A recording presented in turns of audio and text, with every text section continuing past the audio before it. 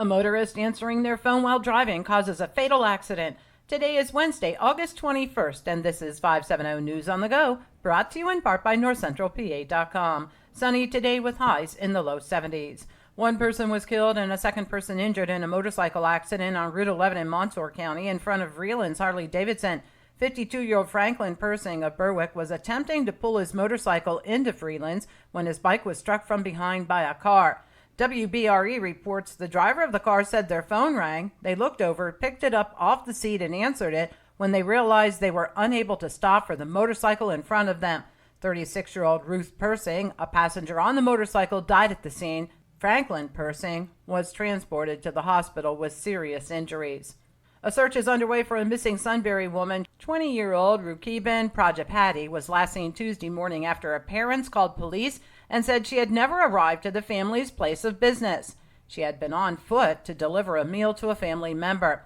Police are attempting to review surveillance footage from across the city. The family considers the incident suspicious, as the young woman has never been away from home for long periods and has always been in contact with family members. Northumberland County DA Michael O'Donnell is asking for more security at the courthouse following Friday's fatal shooting near that building. The Daily Item reports O'Donnell wants to add armed front door security guards and have active shooter training. On Friday, 20-year-old Devon Creel of Sunberry was shot and killed in relation to an attempted homicide trial that was in recess. The alleged shooter is still at large. More details have been released in a recent ruling involving the homicide case of a Williamsport businessman. Lycoming County Judge Ryan Tira determined that Lycoming County District Attorney Tom Marino must have no involvement in the trial against Kenneth Michaels, the CEO of Cable Services. However, the judge will still allow the DA's office to prosecute Michaels, rather than shift the prosecution to the State Attorney General's office. Michaels claimed it was self-defense when he shot and killed his former business partner, John Ruskowski. The ruling was issued after the defense questioned the objectivity of the DA's office, as DA Marino had personal interactions with Ruskowski. A third person who was captured in a child predator sting in Center County enters a plea in federal court. 59-year-old Robert Mansberger of Huntington County pleaded guilty to one count of attempted enticement of a child and is facing a mandatory minimum of 10 years in prison. Mansberger responded to an online advertisement for a female willing to engage in sexual activities. He believed the person was a 13-year-old girl when it was actually an undercover officer. A federal grand jury has indicted two Clearfield County men for a bombing that killed a woman.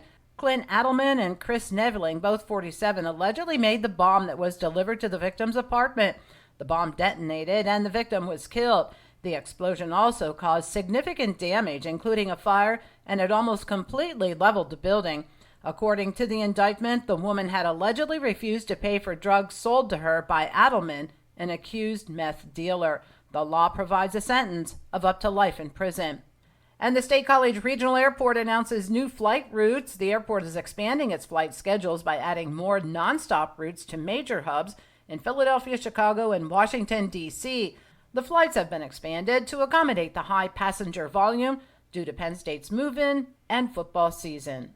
For the latest in news and events, head on over to NorthCentralPA.com. I'm Liz Brady, and you're up to date with 570 News on the Go.